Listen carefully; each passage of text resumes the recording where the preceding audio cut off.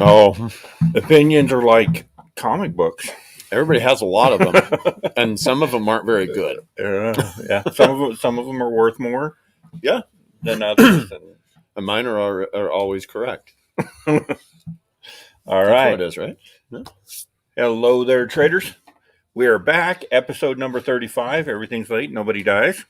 Tell me when we're on, right? I'll let you know. I'll let you know. And about 43 minutes. Okay, I'm just going to look at this. There you go. There you go. We're having some bubbler. This is different. This is new. Somebody gave me like 2 cases of this yesterday. It's good because it doesn't have any sugar, but it does have caffeine. And it's antioxidant water.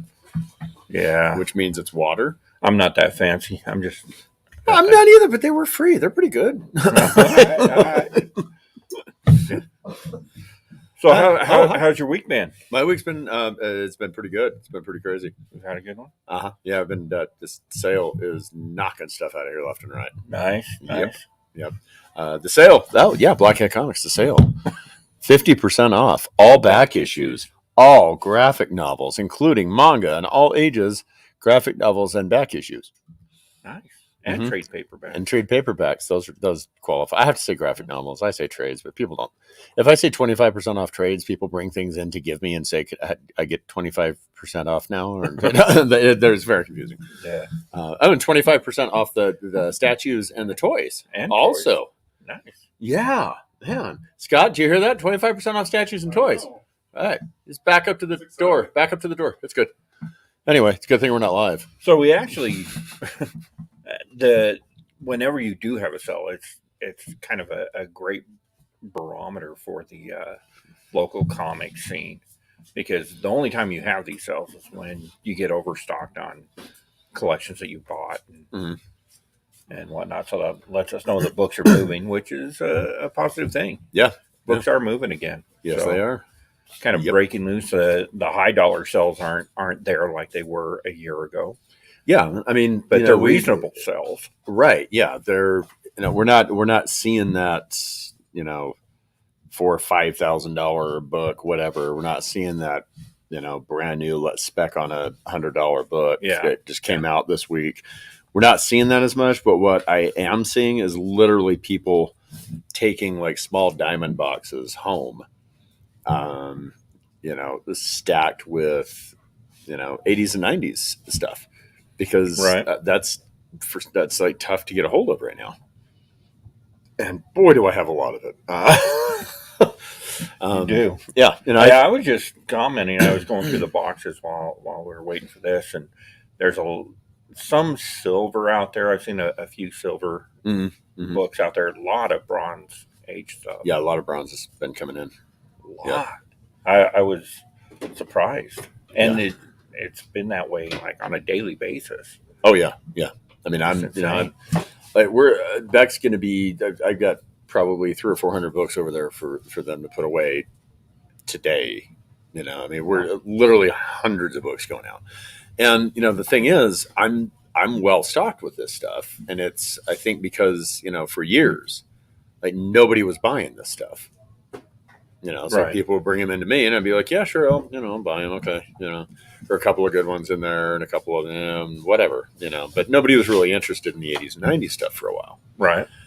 But now I think unless something shows up on Disney Plus, and see, that's what I was going to say. Yeah. I think it's like this perfect storm of that era of things right now, because people got mad because they weren't going to get any money for their 90s stuff, right? And they didn't take care of it, or like literally people have thrown it away. Like I've seen people, I've had people come in here try and sell me stuff and get so mad because I wouldn't, this is years ago, but because I wouldn't give them what they thought it was worth, what they paid in 1993, but they overpaid, and they get mad and literally throw them in the bushes out there and just walk away. They throw them away, right? And I'd be like, well, okay, free comics. So there's that. Again, they didn't take care of them because they weren't worth anything. And then also, and I think this is a big one that DC and Marvel have almost mined the mountain clean with 60s and 70s characters. That's very true at this You point, know, I think. I mean, of course, there's a ton more characters to look at, but I mean, these bigger characters for, from movies, TV shows, you're looking at Hellcat and, Hawkeye, Mockingbird, not Hawkeye, he's 60s, but you know what I mean. I wasn't really a big deal until then, Moon Knight, 70s stuff, but mainly 80s. Right. I mean, we're looking at all these characters, especially like all the newer Spider-Man villains, and the newer Iron Man and Avengers villains. A lot of these guys are, I'd say, probably 60 or 70% of the new characters we're seeing on here are from the 80s or 80s to now. Right. And well, I was just looking at I use Cover Price a lot, and I was looking at their Hot 10 list for the week. I'm just looking at that, and like it's the Authority. Yeah, like the Authority. Who would have bought the Authority 2 weeks ago? And it's one of the hottest books. Like you've got nothing out there. Like you've got some, number 8, 9. 12, I had basically whatever. a full run of them out there a couple weeks ago. Yeah, and they weren't moving. They were not moving at all. And the only ones I had out there were that first series. Yeah, the rest of them, are quarter bound, and they're just not, maybe $1. They're just not movers, But that first series now, all it takes is James Gunn to say 3 words. Yeah, and all of a sudden people buy stuff. Yeah, it's kind of crazy to me that one is taking off. I'm sure that they're great characters and that there's something there and it's going to be entertaining. Yeah. But they are really getting cool. They are getting to the point where you can't do at this point successfully a Justice League or an Avengers movie or any of that because it's been played. People want something fresh and new, and and you're gonna have to go into these 80s and 90s properties to get that. Yeah, I mean that's how much more. I mean, we've had Avengers, X-Men, Spider-Man, Justice League, Superman, Batman. You've had all of these, and they're already done. They're already there, and in most cases, they're being replaced by other characters. Well, we got Fantastic Four. Right. I mean, but we've had those movies. You know what I mean? There's going to be, a run on the early ones. X-Men, Fantastic Four, of course, there always is. Well, Fantastic Four is really the last bastion at this point. Yeah. The Fantastic Four movies, those first 2, Fantastic Four and then Rise of the Silver Surfer, I really enjoyed those. I think they did. They were at the time. They were really good. They were really good. Yeah.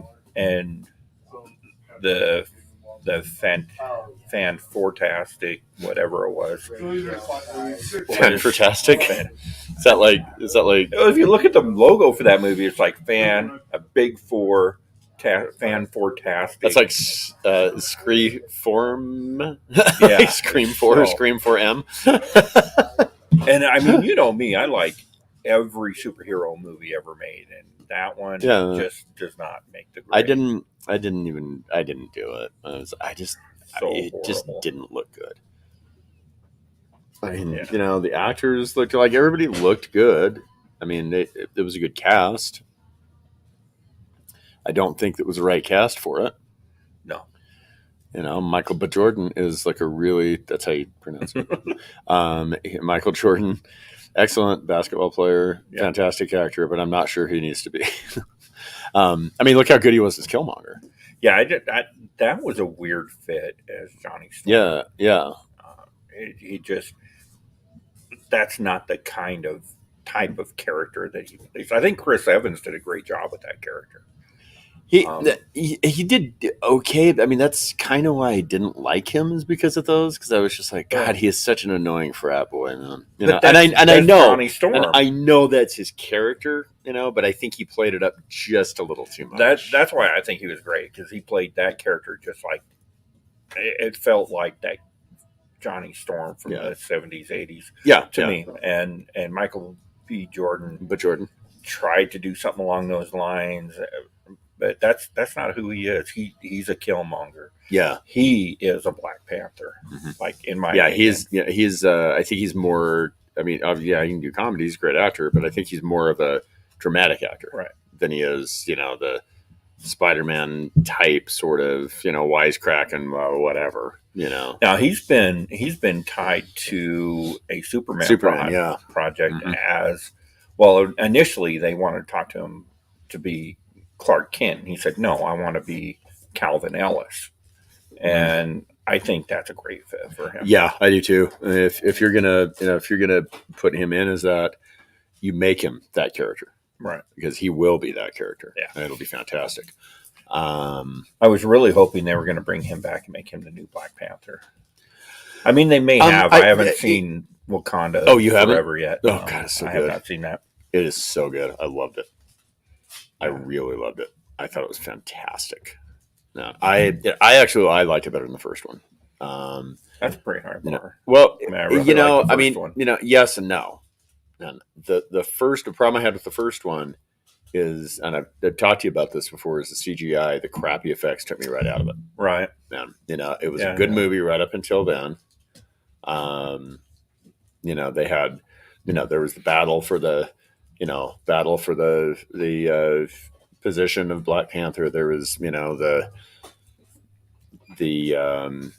whole thing in the water when they were fighting and everything like that. And somebody else gets, that mantle, and then, there's a big battle at the end, and then Jason Momoa. Oh, sorry, I was thinking about Aquaman. I'm so sorry. No, I really liked Black Panther a lot, but the effects took me out of it, and I found myself not caring for the last 20 minutes or so, because the CGI just looked cheap to me. The CGI when they were fighting by the train, where the Make Believe people were fighting by the Make Believe train in the Make Believe cave with the Make Believe vibranium. It really reminded me of Daredevil when they were fighting in the church at the end of the first movie. Right. That movie, it was very unrealistic. They looked like a couple of Stretch Armstrongs down there doing their thing, and it just took me out of it, and up until then it was such a good movie, I thought. But that's the thing that I loved so much about Wakanda, is those effects stayed true through the whole thing. They were really good. There wasn't anything like that where I was like, oh, whoa, God, that's jarring, and plus, I think they had to work harder on that script for the second one. Right. And they really had to work harder on the script, I think. And because, the first one was like, okay, Black Panther, you got this guy, you got that guy, you got this guy, you got that guy. And then they fight, and then you got Black Panther, right? With this one, and they had to figure out how to replace what at this point, in just a couple of movies, and and most of them supporting characters, a person that's become an iconic actor with an iconic role. You think Black Panther, you think Chadwick Boseman, and they had to figure out a way to do it and do it right, and I think they did. Riri Williams was awesome. I don't really care for her in the comics, but she was really good. Shuri was great. Angela Bassett was so hot. I mean, she was great. An actor. I mean, yeah. But yeah, I think they had to work harder with this, and they did a really good job. And speaking of working hard, I watched the first hour of Black Adam. I really liked that movie. I thought that was fun. I watched the first hour. Anyway, let's move on. I'm sorry. This to me isn't acting. But it's The Rock. He doesn't have to act. But you should have to act. They've raised the bar with these movies so high. You need actors. You don't need cardboard cutouts. I don't think so. It's supposed to be fun. I feel very differently about it. I think Vin Diesel. I think it was a mess. It's supposed to be fun. Yeah, but you don't see Vin Diesel. Right. Guy can't act either. You don't see him. He just says, I am Groot, and it's perfect. You just get a voice coach and say, okay, say it like you're sad, say it like you're happy, say it like you're glad, say it like you're a teenager. And he says it, and it's great, man. He doesn't have to really act that much. I mean, obviously you have to act to do the voiceover. Right. You have to put that emotion through him, and that's the best acting he's ever done, I think. Well, I don't think there's a whole lot of acting going on in the best of the comic book movies. I mean, there's certainly not much acting going on in action films in general. Oh, that's true. Yeah. No, I mean, I would have to agree with some and disagree with others. I mean, I think, wait till you see Wakanda and then tell me about Angela Bassett. Yeah, she won, she won I think, a Golden Globe. Really? Best supporting actress For that film? Yeah. It was really good. I don't know why I haven't seen She was it. incredible. It just got on Disney Plus like last week. Yeah, I'll have to check it out. Yeah, for sure. I'm like so behind in my TV watching and all that. I still have not seen the Poe Dameron, or not Poe Dameron. And Andor. Andor. And Yeah. Adrenal gun. Yeah, I haven't seen that either, but I've been Star Wars out. But I have watched Last of Us though. Have you seen that? I haven't seen any of God, Last that's of Us. good. I mean, That's really good so things good. about it. Have you seen did you see the commercial trailer, whatever they did on SNL for the Mario Brothers? Oh no, I want to see that. Oh, though. God, that is I so really want funny. to see that. That is so funny. That's the one good thing about the Super Series, the Champion Bowl, or whatever the hell it is. I didn't even know it was happening until somebody told me on the phone 20 minutes ago. That's the only good thing about that. I can't wait for that Super Bowl to be on Sunday because it pushes Last of Us to tomorrow because they're afraid that they don't want to compete with it. Even though everybody, I don't understand that though, because everybody streams it. You know what I mean? It's not like HBO will get bad ratings because somebody's watching, the Super Bowl. I mean, I don't know. I think there's a lot more crossover in those demographics than there used to be. I mean, there's more, but yeah, I mean, you're not going to get diehard horror and video game and comic fans are going to be like, oh, I'm not going to watch this right now. The big football score, the game point, the ball game is going to be on there. We almost had to cancel our Dungeons and Dragons game because of the Super Bowl. Really? No. See? Can you believe that? Yeah, there's no crossover there. I don't believe that. No, traditionally Dungeons and Dragons and athletes have gone together like milk and there's actually bread. a lot of crossover. There's a lot of crossover there these days too. It's really weird. There's more of that. More of our geek culture has become real mainstream. I did it first. I hate it. I like it because the more people come in and buy things from me, I'm better with that. I'm okay with that. I don't care. I'm not one of those. You stole my special thing. No, I make money on my special thing. That sounded wrong. I make money with my special hobby. 25 years ago, I used to play Magic the Gathering with a bunch of jocks. Still never understood the sports thing. Yeah, I mean, I don't know. And oddly enough, sports to me, I love baseball. I'm a huge baseball fan. That barely qualifies as a sport. Really. League of Their Own was an amazing show. So good. That is such a great TV show. I love that show. I love that one. But great segue. Yeah. Going to take this home. Local comic book creator. There's what's his name? Buff. That's his pen name, right? That's his pen name. Yes, Buff.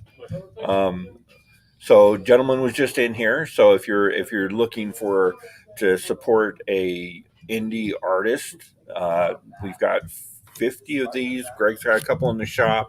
Come in and pick them up. What are they? $15 a piece. Mm-hmm. Yep. So, great opportunity to support a local artist. I'm going to take it home tonight and read it and see what I think. And the profits get split between a local shop and a local creator. There's no distributors, no anything like that. Enough. That's great. That's awesome. Yeah, that is pretty awesome. Yeah, and I like that. We try and support every local creator around. I mean, somebody comes in and gives me a homophobic, racist Nazi book, I'm going to say no, thank you. But and somebody, there's so many different things that people are doing around here. We get a lot of talent in Salt Lake. And We in really Utah. do. It is surprising to Mhm. me. And we're attracting big talent too. We're very attractive, you and I. We are attractive to geeks. The one to come in and share the geek lifestyle with us. You notice this, all the gray there? I dyed that so you don't feel so bad. It helps. I was just talking with Stephen Phillip Jones today. I mean, Stephen Phillip Jones moved to Utah like 2 years ago. He played at Abe Sapien, right? Sorry. I know exactly who he is. He's awesome. Man, I don't know if you picked up any of his books when we were at the C3 convention. No, I already had a bunch of them. Man, his Call of Cthulhu stuff. Yeah, his Lovecraft stuff is great. It's really good. Yeah, when somebody knows about that stuff and really does a deep dive into it and then writes about it, it's you can tell, and you can tell. The old Cthulhu Tales stuff that Boom did, I wish they would reprint those. Put some trades out. That would be cool. Yeah, those were really good. I just had caught up on those. I told you when I had COVID, I read like all those. I had this big stack of them, and I'm like, oh my god, this is so great, man. So I read all those. I wish they would keep stuff in print a little better, but they were really good. Yeah, I don't understand why they don't put that stuff into print more. I mean, they own it. It's already been done. Yeah, like it's all profit here on out. Right? Yeah. Kick your creators a little bit, but you make a little bit more than you did the first run. Well, right, yeah. And trade paperback, and and that's the thing. It's in trade. It's already done, and you don't have to pay them to do anything else. You use one of the individual issue covers to do the trade paperback cover. You know what I mean? You do all this stuff, and it seems like it would be easier. I mean, there's got to be something in the pipeline that's messing things up. I don't know if we're still having the paper shortage or the printing shortage. It doesn't seem like it with the amount of stuff that's coming out. I think the biggest issue there is they think that we're not going to buy that stuff. I mean, how do you know if it's not here? I mean, if they don't print it, we're definitely not going to buy it. That's a 100%. Let's talk complete mainstream. So omnibuses are huge, a huge business. Plural is omnibity buy.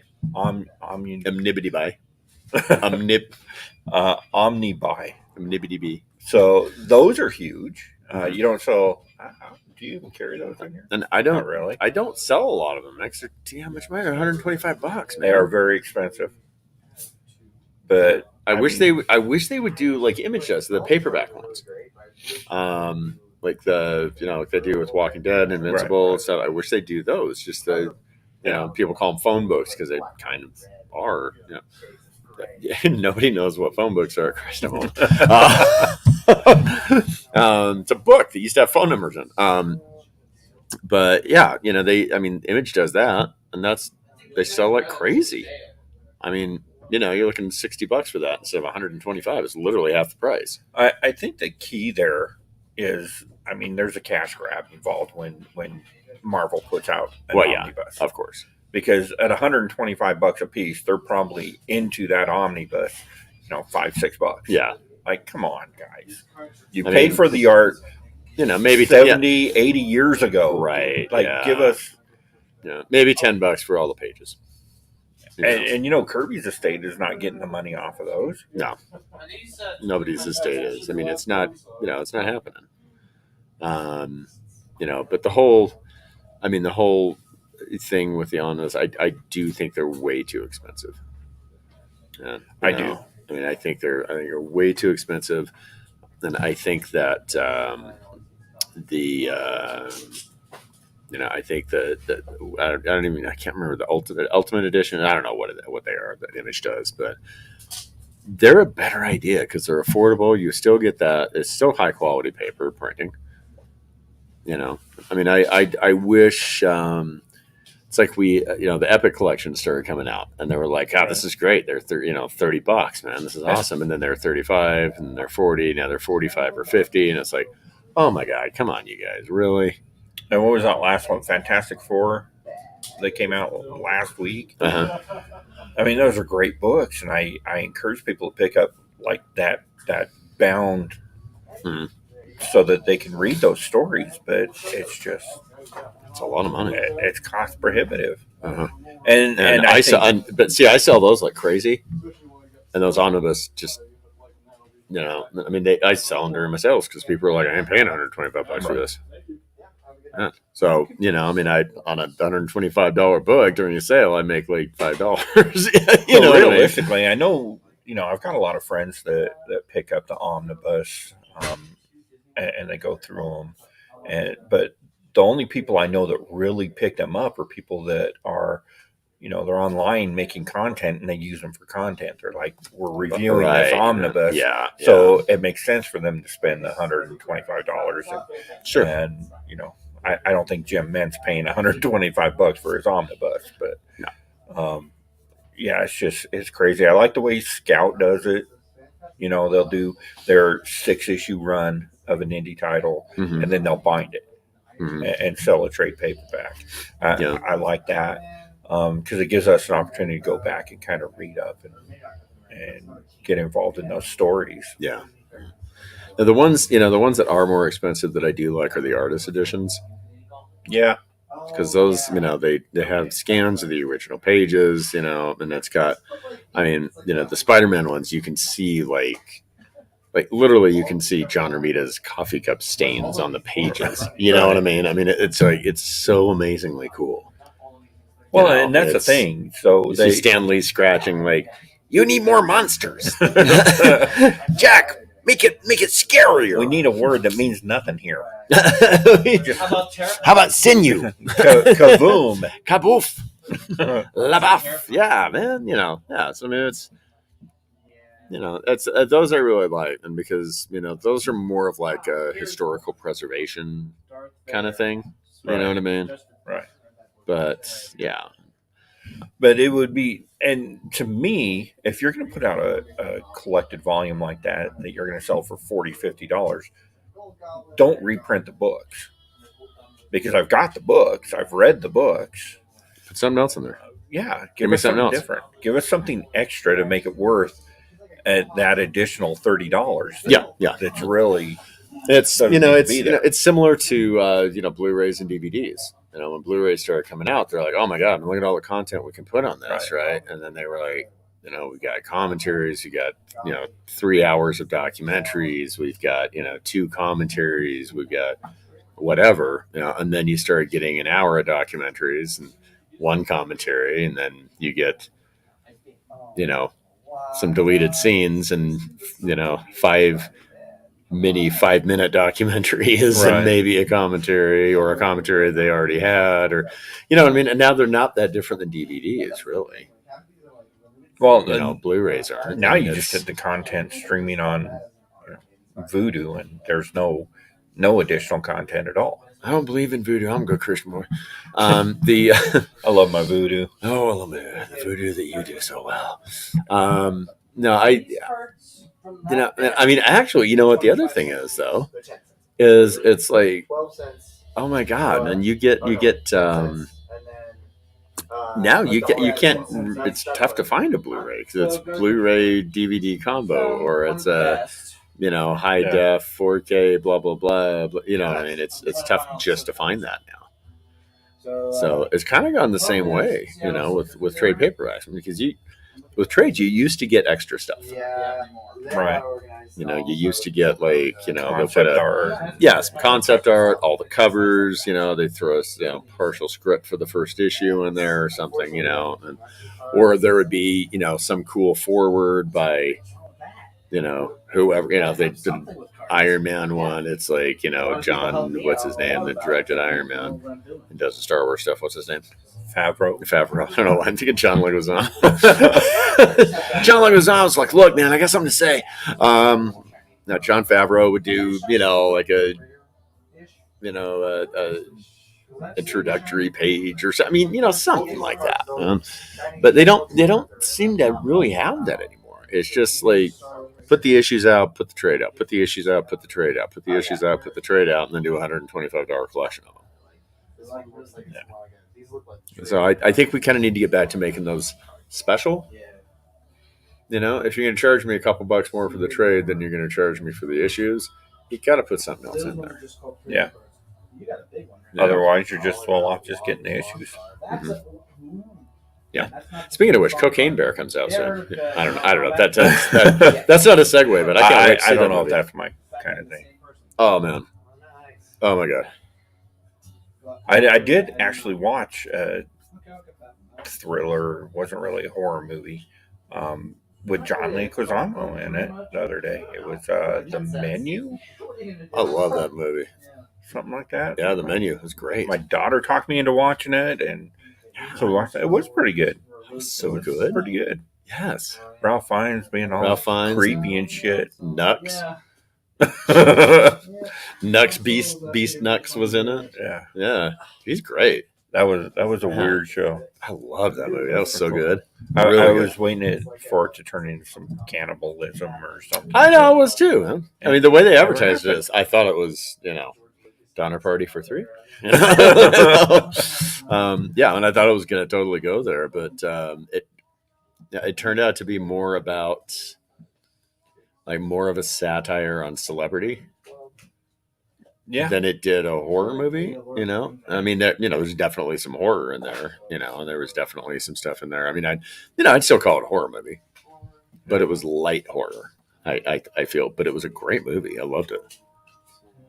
It had a certain level of self-reflection in there, and yeah. I mean, I love watching cooking shows and stuff like that. When I cook, I'll sit there for an hour or two, just make stuff, and I'll be cooking, and I'll have my earbuds in, I'll be watching Gordon Ramsay scream at people, and I'm like and that goes with me cooking, and I love it. And scotch, but so everything's just really good when I'm done. Yeah, I watch a lot of that stuff. I watch a lot of horror stuff. So you put those together, and I was so on that. God, I was on that, and I loved it, and because Ralph Fiennes was just that ridiculous, self-important, celebrity chef. Yeah, and I love to see that.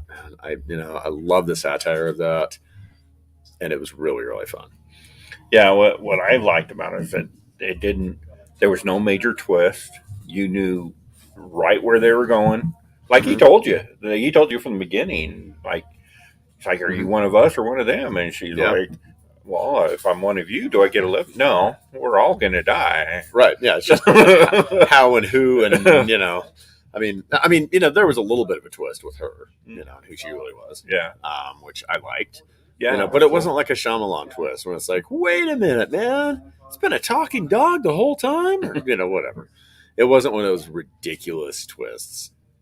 It wasn't like, or it wasn't like a, Tales from the Crypt or Twilight Zone twist or anything, which are fun. But sometimes it's fun to have that twist in the middle, and then have the movie end. Yeah. I like that. But yeah, but that was a cool one. So what I actually thought that we would take a few minutes to talk about today is. It's too late. We're actually out of time. Well, now you guys are on your own. Dollar bin diving. I actually went through your dollar bin, pulled out a few books. And I think we get so hung up on the value of comic books that it kind of overshadows what the hobby is here for. And I would agree. Yeah, your dollar bins. So there's all kinds of good stuff in the dollar bins. I've actually in your dollar bins pulled out $15, $20 books. I do it all the time, especially when it's something I can take home and press and turn into a high dollar book, right? Or something that the show's coming up. But I pulled all these out of your dollar bin. What is this? I know it's a Marvel Tales Spider-Man reprint. That's a reprint of a Key Punisher issue. Yes, it is. It's not 129. No, it's that's the. I think that's It might be the second appearance, 130. Yeah, second or third, or 137. I don't know, something like that. Yeah. So Yeah. a great opportunity, and that's, I mean, even as a Marvel tale, that's still all day long a $5-6 book. Yeah. I mean, it's got dings in it, but it's how you can press that. You can press that, make it pretty, man. But more importantly, it's that first early Punisher. Like you said, it's like second or third appearance, so it's an early Punisher. Oh yeah, and it's a great story too. It is a great story. It's an awesome story. I don't think Punisher gets the play that he should. I think they turned him into something that it doesn't even resemble the original Punisher to me. Yeah, I would agree. And I think they kind of veered left at the Cosmic Ghost Rider stuff. Yeah. I mean, they just keep messing around with him. I mean, he's, it's kind of like, it's the same thing with Batman with me. It is a very,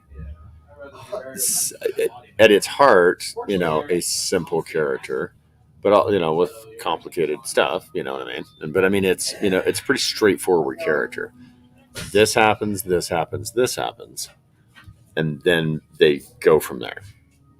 Right. I mean, you don't need the Punisher doing mystical stuff. You don't need Batman time traveling and going to space, and that's not what those characters are. You got plenty of characters to do that with. Well, Batman is a great case study in this. Batman has always been at his best when he's the detective.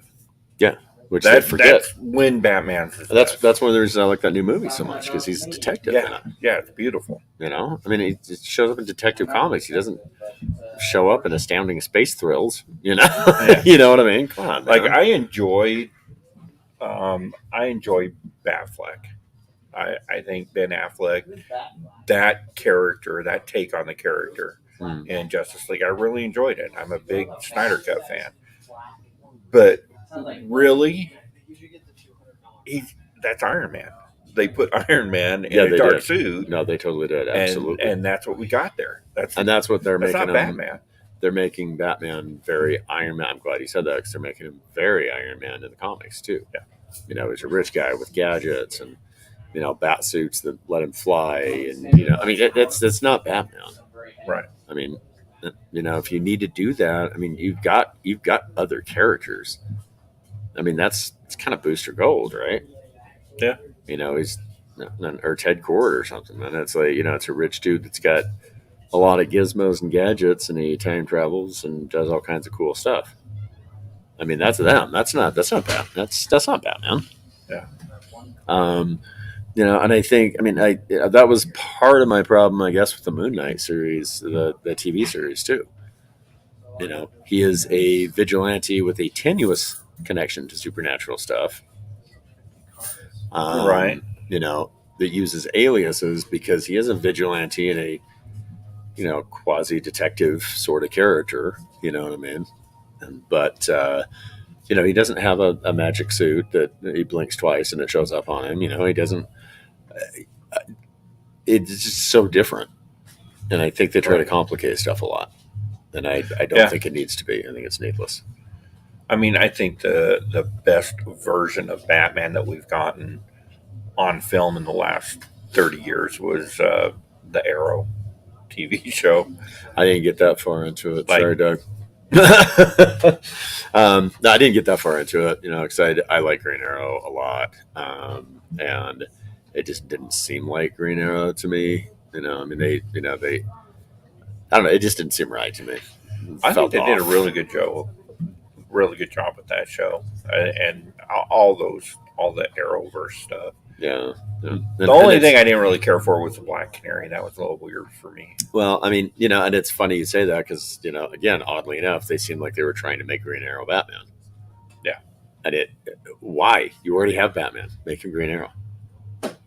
Right. I mean, man, it's, part of the great thing with Green Arrow is that back and forth with, Hawkman and like arguing about political stuff. And you know what I mean? Right. It's not just like, and it's not like, oh, I was on an island and I'm rich and I'm going to go and do things. That's not really what that's about.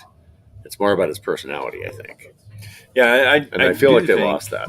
I do think that I don't think that we've gotten a real comic accurate hero in a long, long time. Uh, the first when they first started with Iron Man, I think that was pretty accurate Oh, to it was the right comic. there. It was pretty spot on. Yeah. But Superman certainly isn't it.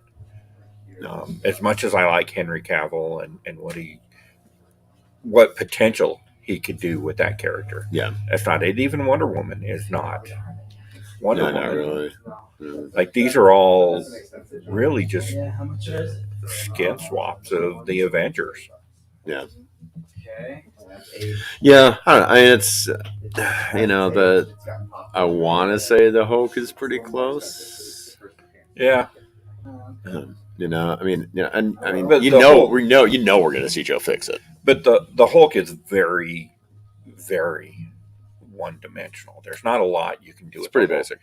A big dumb dude that smashes things. Oh, I mean, Captain that's what America, you I got. think, was right on. I think the original Captain America, he turned into somebody that's I don't recognize from the comic books. Like by the time you got to Endgame and all that, like he was doing very not Captain America stuff. Yeah, it's true. Like Captain America is not an edge lord that sits back in the back and like listens to Nine Inch Nails and puts on eye Yeah, makeup. he is. That's not Captain America. Yeah, that's totally Captain. Have you ever read a Captain America comic book? What the hell's wrong with you? Anyway, next comic. No, the thing, the thing with like you said, going back to this, the dollar books, the quarter books, whatever.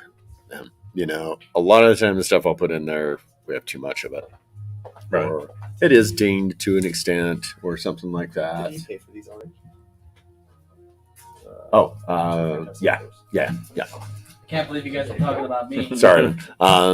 So, and I mean, you've got, you've I mean, got this one's extra got a stuff. few That's bucks, that's got some bumps and some dings, and it's more than a dollar book, but still, it doesn't matter. And this, one of the best It's a great indie werewolf book. series. That one was killer. Yeah, super good.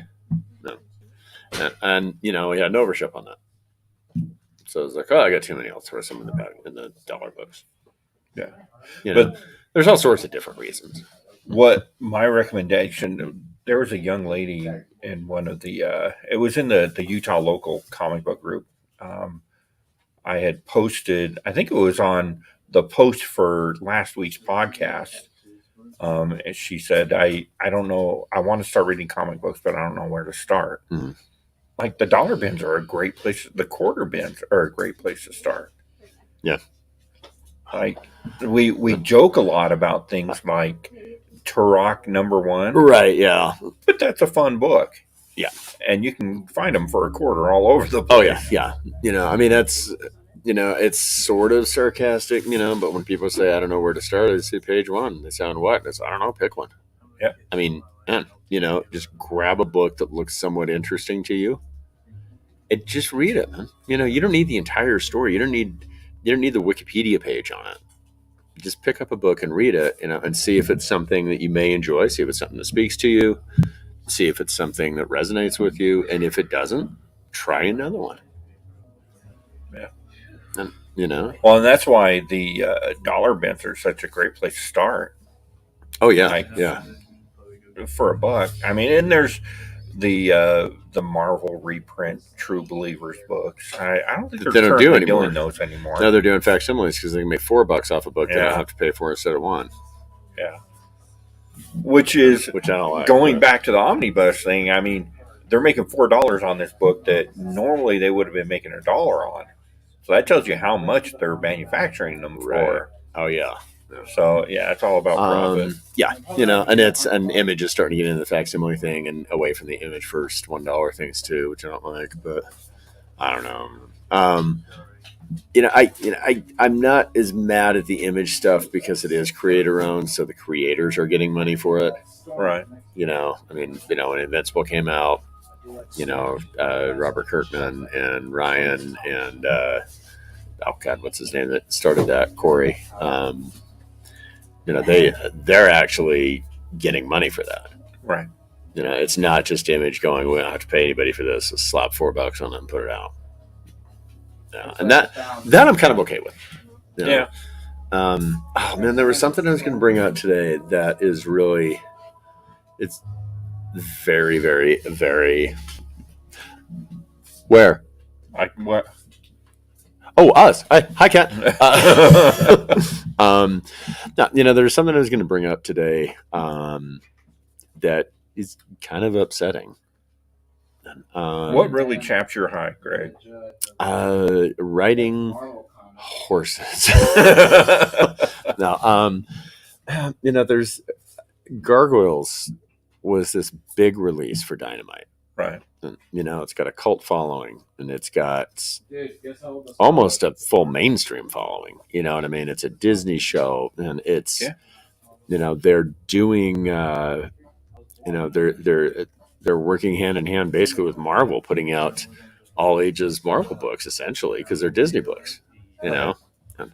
So they put this out, and I had a whole bunch of people. I had like 4 people, that are like, I want all the variants. And I said, okay, great. So I ordered them.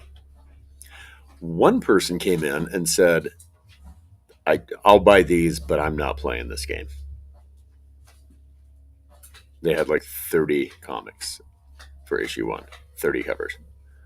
And they're old, and they said, yeah, I'll buy these because I told you I would. And but number 2 on, just cancel all of it.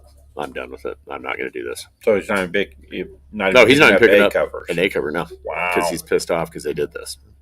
I had another person that said that I'm shipping his stuff out to him, and he said, he contacted me over Facebook, he was like, hey, how much do I have in my hold? Typically it's like, I get about $200 in there, $300 maybe, in there because they don't live in town. And they're like, oh, okay, why don't you send me, $160 worth or whatever.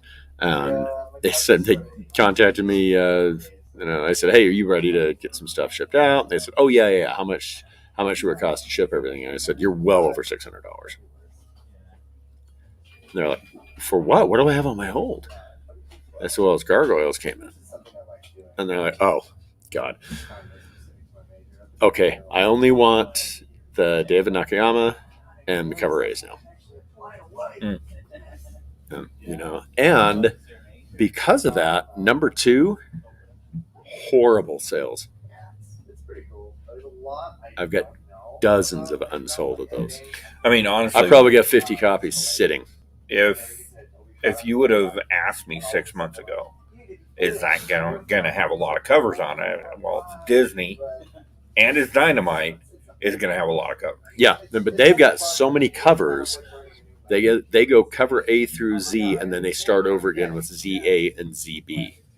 And that's the problem, because now their sales have gone from issue 1 to issue 2 have gone way down.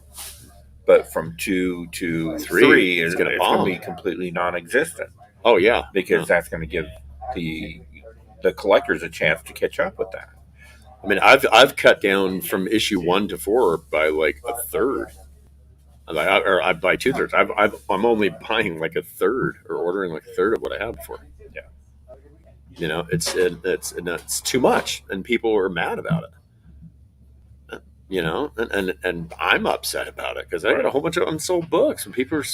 This is supposed to be like the release of the year, really. I mean, this was huge. Yeah. And I do have to say, go out and support your local comic shop. If you don't have one, contact Greg. As he's saying, he mails these out. We have a lot of Gargoyles too. The local shops need the support. They really do. Yeah. But the unintended ramification of this is people are not. I mean, there's so many people that have told me in situations like this, well, 3 months from now, those will be dollar bin books. And they will. Well, that means that shop's losing money. Yeah. Because if we're selling a $4, you can't send them back. Yeah. If we're selling a $4 book for $1, we're losing money. not breaking even. We're losing money. I mean, it's a lose situation for the LCS because your other option there is not to get all the covers and have a customer upset that they couldn't get a certain cover. Yeah. They're not going to buy all 28 of them or whatever, but they wanted that one that you didn't order. Cover R or something, you know. And so it's like, I mean, yeah, you know, like I said, this guy's getting everything, and now he's like, I want 2 covers only, but that's only if Nakayama's doing one. I massacred that name. I know. I'm sorry. Or if there's like, you know, one of the female gargoyles on, they want that. Right. Otherwise, just cover A. Yeah. I mean, I'm going to be honest with you. I was excited when the Hive guys were showing me the artwork for their cover. Mm-hmm. I was like, oh, that's super cool. I love gargoyles. I'm a big fan because of the Star Wars or Star Trek tie-in. Got me into, but when I found out that they had so many variants, I'm like, yeah, I can't do that. Well, I'm down to so 8. I'm down to 8 holds for that now. Yeah. 8 people have that on their hold, and we've got well over 300 holds. Yeah. I don't even have a issue 1. I don't have an A cover of issue 1. I'm not doing that book at all. Yeah. And see, you know, that's the thing. That's that people are upset about it. And you know, I kind of don't blame them, because it's sort of, you know, it sort of sideswiped them, you know. And, you know, I wish, God, what's his last name? I can't remember his name. Craig something, the creator. No, I can't remember his name. But, you know, I really wish he would have kind of put his foot down with that. Yeah. You know, and said, no, we're not going to do 50 or 60 covers, including all the store and the exclusives and the, you know, 1 in 300s and all that kind of stuff. I wish he would have. Well, store exclusives, I mean, I don't care. Store exclusives, do it to yourself. Well, yeah. I mean, you know, but I mean, that's, you know, they still got 50 or 60 covers. Yeah. And that's I was encouraged with the last 007 series because they only had 1 cover, which is unheard of from Dynamite. I mean, Dynamite never does 1 cover of anything. Yeah. So I was like, okay, so if it's not one of their female whatever books that we're going to get single covers, it's going to make sense. Right, yeah. But even this latest James Bond, this latest 007 is either 3-4 covers every issue that I get. Yeah. Then there's a 1 in 20. There's a 1 in. Yeah, there's the FOC variants. There's they don't do ratio. They don't do ratios though. They do like you have. No, they do ratios. Oh, I thought all their stuff was like you have the trade dress and then you have the Virgin, which is $12. No, that's $12 because they're ratios. Oh, I didn't know they were ratios. Oh man, yeah. I thought the gargoyles had a 1 in 175. Wow. And a 1 in 200. Like where do you draw? What I mean, are we going to start saying 1 in 231? I mean, yeah, right. Yeah, you know, well, I mean, DC had for Action Comics 1050, they had a 1 in 1050. Okay, a 1 in 1050. No, that's stupid. Well, it's issue 1050. I mean, so it makes sense. So what? It makes sense. Issue 1000 didn't have a 1 in 1,000. I mean, you know, so what? And see, that's the problem I have is they don't know where to draw the line anymore. Right. You know, and they can't be making any more money than they would otherwise. They can't be making less, man, because they have to pay people for covers. True. I mean, it's not like somebody's going to walk up and say, "Oh, I'd like to do an Action Comics cover for you for free because I have too much money from being in the comic business." Yeah. Nobody's going to say that. Even if they do have too much money from it, they're not going to say it. That's how they got too much money. Right. You know. Right. Yeah, they're not going to say that. They're going to be like, you know, that they're going to have a couple $1,000s for this cover. If they're bigger, they're going to have $5,000 or $10,000 or $20,000 for a cover or whatever it is. You know, and they have to pay them. I mean, you know, DC. Well, some companies don't, apparently. You know, but I mean, you know, DC, and if they've got, you know, 15 different covers on Action Comics 1051, they have to pay 15 different people. You know, I mean, you know, why not just pay 2 people for 2 covers? And if you need to do a big ratio, make it a virgin cover or a sketch cover or Yeah. a signed cover, or you know what I mean, or whatever. Got any down there? What, Sketches, like why? sketches I don't are big. understand why. Yeah, if they made ratios, artist signed covers. I mean, they're even doing the thing where, like Todd McFarlane send out certificates that could be redeemed at CGC. So Yeah. they could do that with a Spider-Man ratio variant or a Batman ratio variant. Yeah, they could very And- easily. And that would create the hype that they want. Yeah. As opposed to people being like, man, there's too many covers. I'm going to cancel the series. Yeah. Yep. But I think we established a while ago that we know comics better than the people that are running these companies. Thank you. I feel like All right. So just to point out one last time, strikeout, home run, local Utah artist. Yes, absolutely. Come into Black Cat Comics and grab one while the sale's going on. How much is it going on? We're gonna do that for sale though because we need to get him in his money. Yeah, we need to get, we need to get him his money. But the others, the other stuff, come in, take advantage of the sale, buy one of those. Yeah. There you go. And I did mention Hive Comics. They got a really cool book dropping tonight. So go to hive-comics.com. Their Maria Key Cult of Dracula #1. They've retooled it with where all the blood spatter is on the cover is like red foil. Super cool. Super cool. It's going to be extremely limited. So I don't know if I'm even supposed to be telling people about it, but I'm telling people about it. Hive-comics.com. Go support the boys. Eric, quiet. You're not supposed to talk about that. So also, Greg, don't read this out loud. Oh, No, sorry. shit. No, Yeah, no, kidding. Okay. we love the Hive guys. So Yes. support them too. Absolutely. And more information will be coming up, but there is going to be a kind of a gymnasium show going on up in Ogden. What did I say it was? April 15th. April 15th in Ogden. There's going to be quite a few books there for sure. I haven't performed in a gymnasium show for a while. So we're looking at doing a live stream from there, doing kind of a comic books roadshow. So if you're in Utah, you can bring your books down. We'll evaluate them, look at them, see if they need to be pressed, clean, what kind of grade you're looking at, that type of thing. Hopefully, Greg will be available to sit at the table with me. We'll talk to you, local Utah Hopefully, artists, yes. all that good stuff. And we'll know more about that as we get into it. I will definitely at least be there walking the floor. So There you go. We'll see where things go there. I'll see what I can do. This Wednesday, the truck didn't start. That's why you didn't get a new comic book day. But every Wednesday, new comic book day. Right here in Black Cat, we'll run down the wall, take a look at all the new books, show you the variants that we get in.